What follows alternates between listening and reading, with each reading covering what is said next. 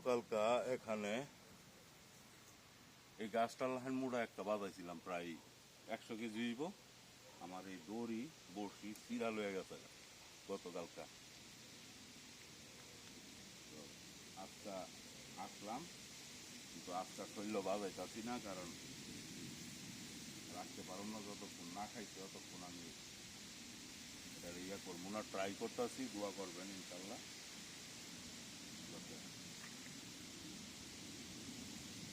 ধরতে পারি। গতকালকা দুইটা ধরছিলাম, একটা 9 কেজি, একটা 11 কেজি। আর সবচেয়ে বড়টা শীতে গেছে গা, রাখতে পারি না, দুঃখের ভিতরে। তো দেখি আজকে আইসি একটা ধরতে পারি কিনা, ইনশাল্লাহ।